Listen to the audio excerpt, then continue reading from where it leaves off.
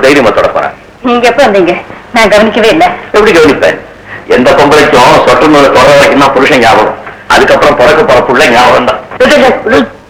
இப்படி விழுக்குன்னு எழுந்திருக்காதுன்னு எத்தனை தடவை சொல்லியிருக்கேன். ஏதாவது ஆயிடுச்சுன்னா எழுந்திருக்கும் போது மெல்ல கைய ஊனி வயிற்றுல வெயிட்டு போடாம அப்படி மெல்ல அந்த கண்ணாடி தள்ளி வைக்கிற மாதிரி எழுந்திருக்கணும். என்னமோ 7-8 பிரசவம் பார்த்த மாதிரி. என்னது? என்னுடைய இந்த வார கோட்டா. நீ என்ன வாங்கின?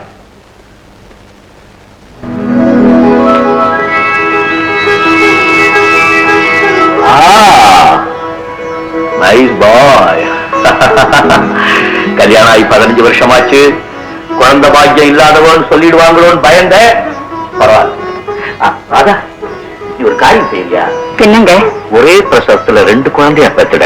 10 மாசம் ரொம்ப ஜாஸ்தியா இல்ல? சும்மா என் பொண்ணு என்ன பேசுறான்னு காது வச்சு கேட்க போறேன். ஏய், இனிமே நான் மடியில படுக்க கூடாதான். என் பொண்ணு கோச்சுக்கிறா. இத பாருங்க, சும்மா பொண்ணுன்னு சொல்லாதீங்க. பையன் தான் பிறக்க போறான். பொண்ணுதான். பையன்தான். பொண்ணுதான்.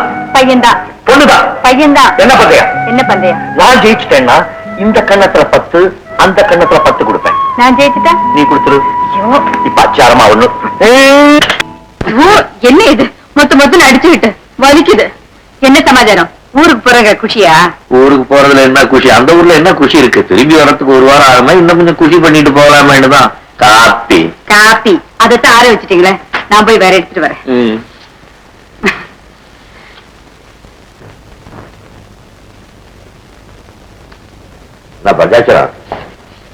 நீங்களா வந்தது கூட கவனிக்காம எழுதிட்டு இருக்கீங்க. என்னது? கணக்குதான். வழக்குப்படி ஒரு 18 உதைக்குது. பிடிச்சிரா? இல்லையே, முன்னாலே காணும் பின்னாலே காணும், நடுவில் பூந்து எப்படி நான் பிடிச்சிருவேன்? கோயம்புத்தூர்ல கோயம்புத்தூர்ல இல்ல, ஊட்டியில காத்தடிக்கிறதோ மழை பெய்யறதோ கம்பார்ட்மெண்ட்ல சீட் கிடைக்கிறதோ இல்லையோ இன்ஜின்ல ஏரியாவது மெட்ராஸுக்கு ஆத்துக்கு வந்துருவேன். நான் வாரம் வீட்டுக்கு வந்துருவேன். உட்காந்து அவ்வளவு நம்பிக்கை. திங்கக்கிழமையில இருந்து வெள்ளிக்கிழமை வரைக்கும் கோர்ட்ல ஜட்ஜா உட்கார்ந்து குற்றவாளி முகத்தையே பார்த்துட்டு இருக்க நீங்க இந்த சனி ஞாயிறு தானே குழுகுழுன்ற முகத்தை பார்க்க இங்க வந்துருவேன். முகத்தையா? என் முகம் என்ன? நான் கேஸ்ட் ஆயில் பேசு மகாலட்சுமி மாதிரி அம்மாவோட முகத்தை சொன்னேன். நீ எப்படி இருக்கு? நேக்கு என்ன, நான் பேச்சுலர். உங்க தயவால 3 வேளையும் மூக்கு பிடிக்க நின்னா சாப்பிட்டுட்டு தேமேன்னு படுத்து கிடக்கேன். நாளைக்கு டிக்கெட் வாங்கிக்கிறேன். நான் அது ரொட்டீன் ஆச்சு. Every Sunday night justice Gopinath Coimbatore travel பண்ணுவாருன்னு எல்லாருக்கும் தெரிஞ்ச விஷயம் ஆச்சு. இதோ டிராவலிங் ஏஜென்ட் கிட்ட போயிட்டு வந்துடுறேன்.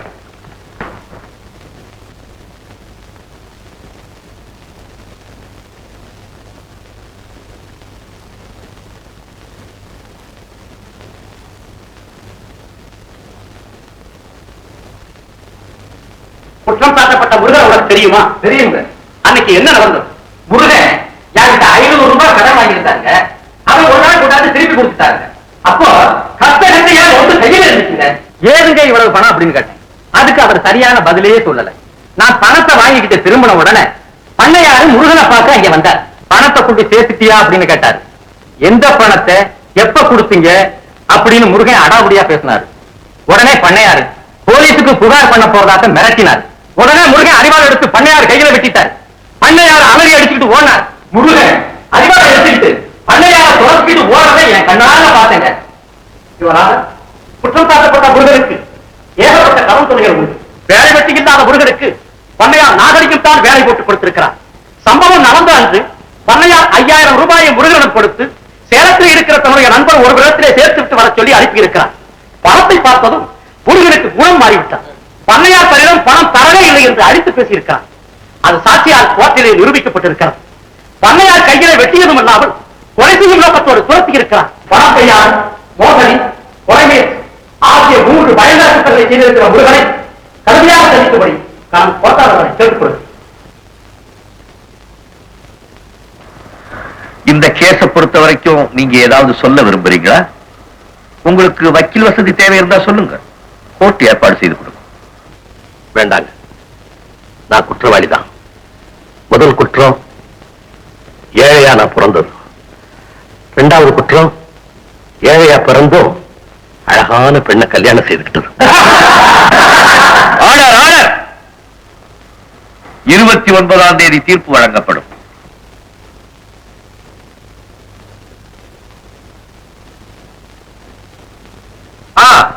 நான் தான் என்ன காதல் விடுவலைய சத்தம் போட்டு பேசு. சத்தம் போட்டு பேசுங்கிற. அம்மா மாடிப்படியில இருந்து விழுந்துட்டா. மை காட், அப்புறம் என்னாச்சு? நர்சிங் ஹோம்ல சேர்த்துட்டீங்களா? சரி, நான் இப்பவே புறப்படுறேன். காலையிலே வந்துடுறேன். ஓகே. டிரைவர் சீக்கிரம் வண்டி எடுக்க சொன்னா ஊருக்கு போ. Hello, good morning. Good morning. என்ன சொல்லுமா?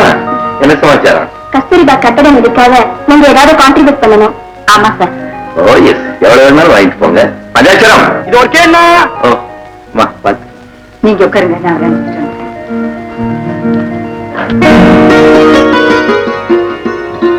யாருமா நீ? எங்க வந்த? ஐயாவை கொஞ்சம் பாக்கணுங்க. இங்க யாரும் ஐயாவை பார்க்க முடியாது. அப்படி சொல்லாதீங்க ஐயா. ஐயாவை பார்த்து ஒரு விஷயத்தை சொல்லிட்டு உடனே போயிடுறேன். சொன்னா கேட்க மாட்டேங்கிறியம்மா. இங்க யாரும் ஐயாவை பார்க்க முடியாதுமா. ஒரு உயிர் போற விஷயம் ஐயா. ஐயா கிட்ட சொல்லிட்டு போயிடுறேன், கொஞ்சம் தயவு பண்ணுங்க. ஆடாடாடாடா, ரொம்ப தொல்லப்படுத்துறம்மா. இரு, போய் பார்த்துட்டு வந்து சொல்றேன். ஐயா, உங்களை பார்க்க யாரோ ஒரு அம்மா வந்திருக்காங்க.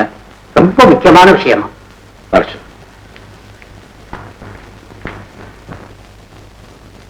அம்மா, வா வா.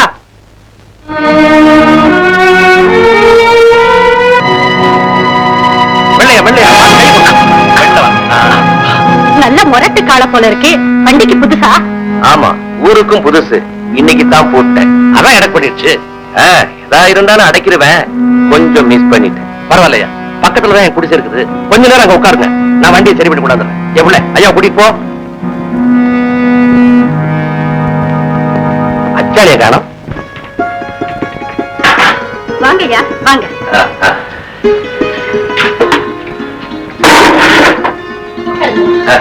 இருக்குது.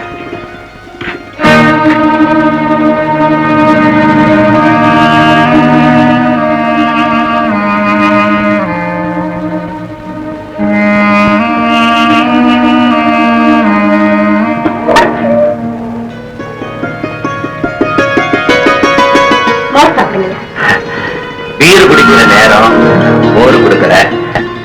ஆசையா நீ எது கொடுத்தாலும் வாங்கிக்கிற.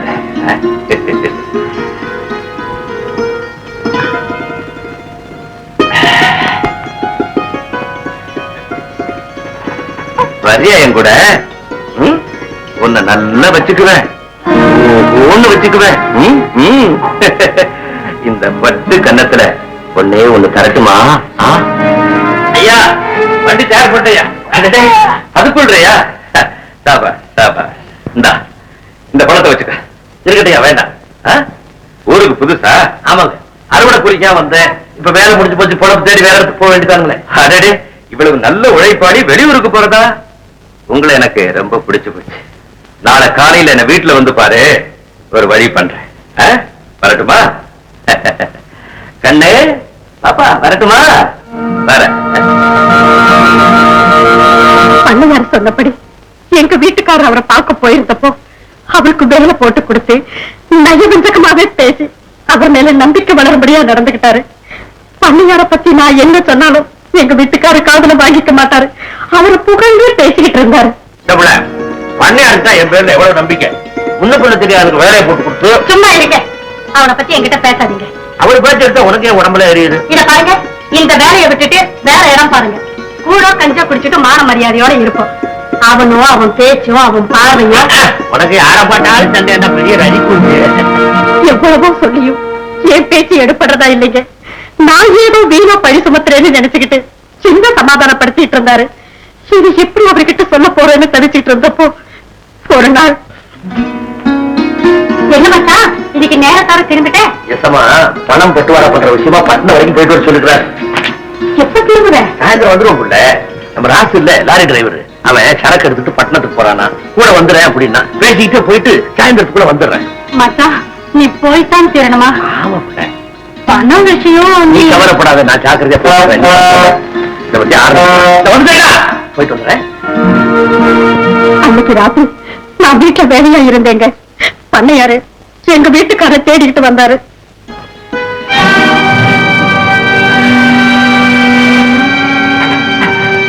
இன்னும் ஒரு வரல.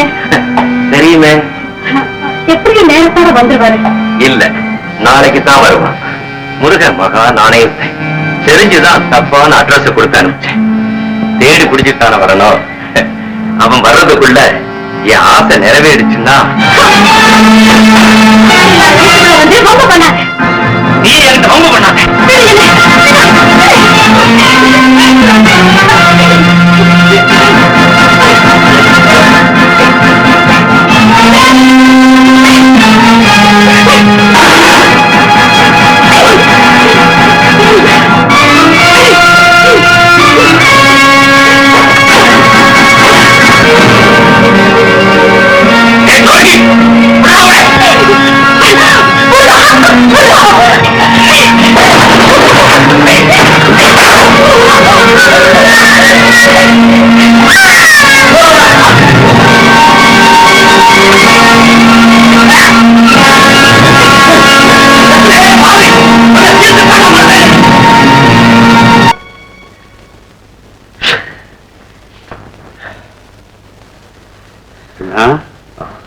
நீங்க ஊருக்கு போறச்ச டொனேஷன் கேட்டு நர்சுகள் வந்தாங்களே, வாசல்லே 100-200 கொடுத்து அவளை அனுப்பிச்சிருக்கப்படாதா?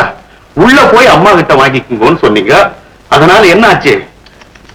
கண்ணுக்கு நிறைஞ்ச புருஷன், இவ்வளவு பெரிய பங்களா, சொத்து வசதி இருந்தும் ஒரு வாரிசு இல்லையே. அதுலயும் உங்களுக்கு இனிமே குழந்தையே பிறக்காதேன்னு சொல்லிட்டாள். எதை நாம மறைக்கணும்னு நினைச்சோமோ அதை போட்டு உடைச்சுட்டாள். என்ன அதனால என்ன ஆச்சு? அம்மாவுக்கு ஹிஸ்டீரியா வந்துடுத்து, பாத்திரங்கள் பறந்தது, பொம்மைகள் உடைஞ்சது, தலையணைகள் கிழிஞ்சது, தலைவரி குறமோ ஓன்னு அழ. நல்ல வேளை ஒரு குழந்தையோட வந்தேன். இனிமே நமக்கு கவலை இல்லை. இனிமேதான் கவலையே பஞ்சாச்சரம். என்னன்னு நான் சொல்றேன், 4 வருஷம் கழிச்சு அந்த கைதி திரும்பி வந்துடுவான். அவன் திரும்பி வந்தோன்னு குழந்தையை திருப்பி கொடுக்கணுமா இல்லையா? அப்பா, 4 வருஷம் இருக்கா? நேக்கனமும் அந்த கைதி திரும்பி வந்து குழந்தையை கேட்பான்ற நம்பிக்கையே இல்லை. எப்படி இருந்தாலும் அந்த குழந்தையை திருப்பி கொடுக்க போற விஷயத்தை அம்மா கிட்ட சொல்லித்தானே தீரணும். என்ன உடைக்கிறேள்? என்ன இத பாருங்க, எப்ப குழந்தையை திருப்பி தரப்போறோன்ற விஷயத்த அம்மா கிட்ட சொல்லவே படாதுதான்.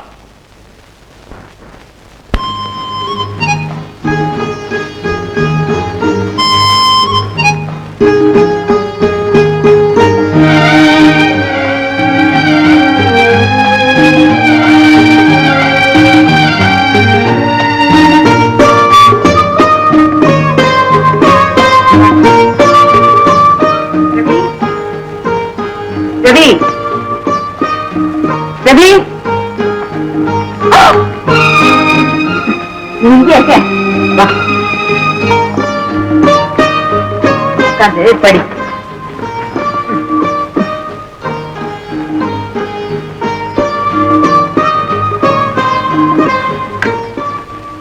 என்னங்க, இன்னைக்கு ரவி ஸ்கூல்ல சேர்க்க போற. ஸ்கூலுக்கு போறானா நீயும் மாமான்னு அடம் பிடிக்கிறான். போயிட்டு வாங்க. இந்தாங்க, இந்த பாமல ஒரு கையெழுத்து போட்டு கொடுங்க. மக்கு என்ன தப்பா சொல்ல பண்ணிருக்கேன். அவங்க அப்பன் பேர் என்னன்னு கேட்டிருக்கான். பக்கத்துல என் பேர் போட்டு வச்சிருக்கேன். வேற ஒரு ஃபார்ம் வாங்கி அவங்க அப்பா பேரை ஃபில் பண்ணி நீதான் கார்டியன் சொல்லி கையெழுத்து போட்டுவா. ஏன் இப்படி விலகி இருந்தே பாக்குறீங்க? இன்னும் உங்க மனசு மாறல. உனக்கு அறிவு இருக்கா? குழந்தைகிட்ட அன்பு காட்டலாமே தவிர உரிமை கொண்டாட முடியாது. என்னைக்காவது ஒரு நாள் உடைக்காதே. இன்னைக்குதான் ராமாயணத்துல யுத்த காண்ட படிக்க ஆரம்பிச்சேன். அது இங்கேயே நடந்துரும் போல இருக்கு. அம்மா, ஸ்கூலுக்கு நேரமாறுதே. பாருங்க, நான் சொல்றேன்னு தப்பா நினைக்காதீங்க. சின்ன விஷயத்துக்கெல்லாம் பையனை மையமா வச்சு சண்டை போட்டேன்னா அம்மாவுக்கு உடம்புக்கு வந்துடும்.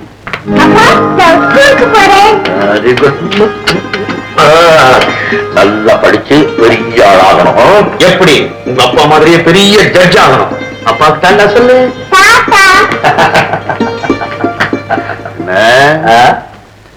என்ன இப்படி ஆக்ட் பண்றேன்? ஒண்ணு இல்ல, குழந்தை உங்க மடியிலையும் மனசுலயும் நல்லா இடம் பிடிச்சுட்டான். அதை வெளியே காமிச்சிக்க முடியாம எப்படி எப்படியோ மேனேஜ் பண்ணி தத்தளிக்கிறேன். ஆமா, மறைக்க முடியல, முறைக்கிறேன். என்னண்டி அம்மா தான் முறைப்பேன். குழந்தைய பார்த்தா மட்டும் தனியா யாருக்கும் தெரியாம கொஞ்சவே.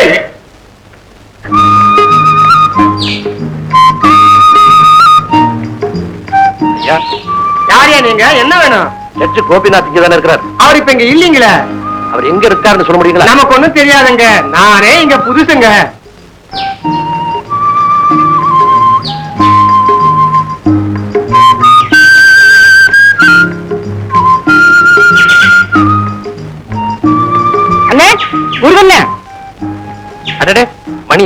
நல்லா இருக்கிறியாப்பா? நல்லா இருக்கண்ணே. எப்பங்க வந்தீங்க? ஜெயில இருந்து விடுதலை ஆகி 2 நாளாச்சு. எல்லா கதையும் தான் உனக்கு தெரியும். நல்லா தெரியும்ண்ணே. என் பிள்ளைய எனக்கு தீர்ப்பு கொடுத்த ஜட்ஜ் ஐயா தான் வளர்க்கறாருன்னு கேள்விப்பட்டேன். அங்க போய் தேடி பார்த்தேன், அந்த விலாசத்துல அவர் இல்லை. சரி, பட்டணத்துல ஏதாவது தகவல் கிடைக்காதான் தான் இங்க வந்தேன். நீங்க நம்ம வீட்டுக்கு வாங்கண்ணே. நான் பக்கத்துல தான் குடியிருக்கேன். அங்க தங்கிக்கிட்டு நாம தேடி கண்டுபிடிச்சிடலாம். வாங்கண்ணே.